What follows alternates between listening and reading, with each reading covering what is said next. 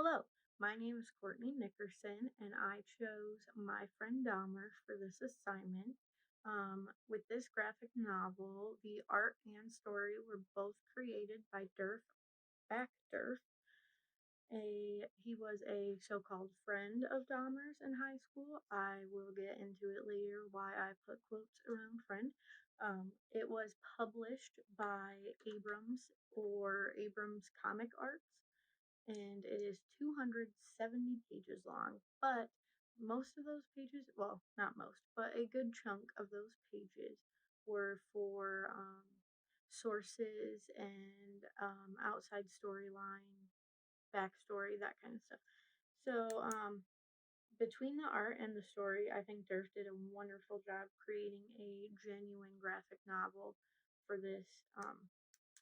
It definitely had all the perfect pictures, the story, everything flowed like a normal graphic novel. Um, with that being said, for the acts, I thought that it was difficult to determine where the acts began and ended, because he had it to where it was broken down into five separate parts as opposed to three distinct acts. And but I broke it down by our using our model anyway because I think it worked for that as well. So Act 1 began on page 30 and ended on page 67, and Act 2 began on page 70 and ended on page 145, and Act 3 began on page 148 and ended on page 195. Now, this was based on where I believed that it began and ended from my own personal preference.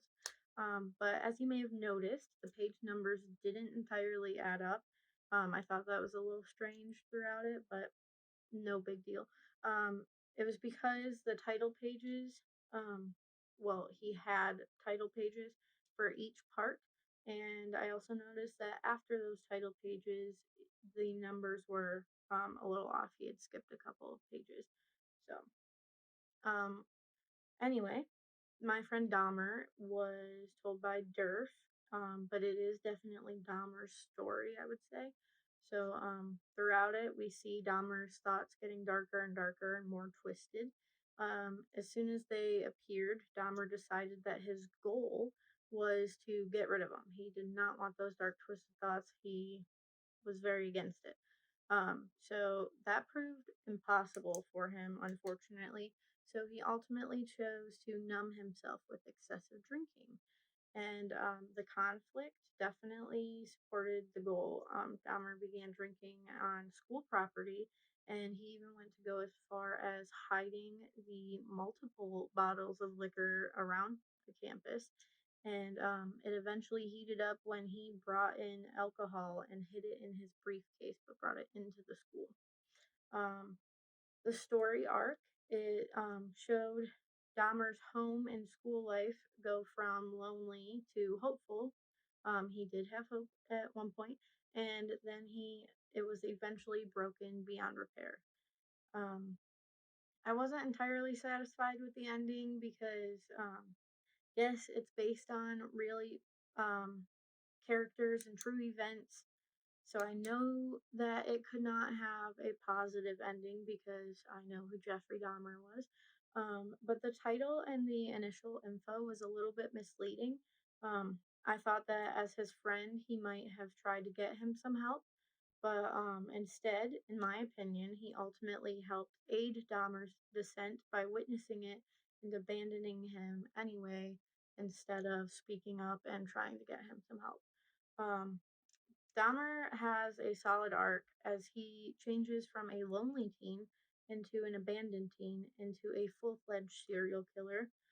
But also, Durf he had kind of an arc as well when he became somewhat of a friend to Dahmer at school, but ultimately he ended up shunning him when Dahmer turned creepy. Now, here's where I will say why I personally put quotes around the word friend, because in my opinion, I don't think Durf was really a friend to Dahmer. In the story, he explains that they weren't teasing him. that it was just all fun and games and they were just genuinely amused by him.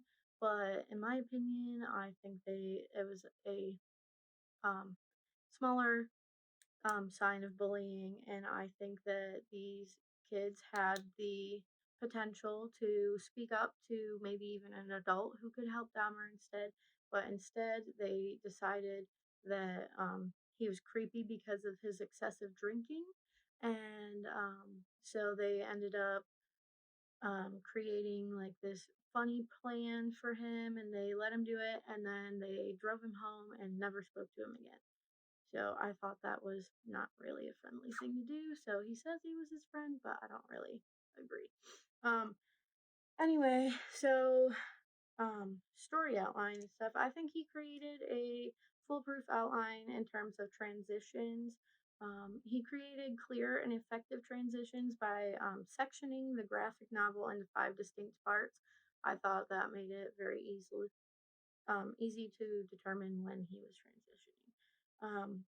He used several types of these transitions that were defined by McLeod.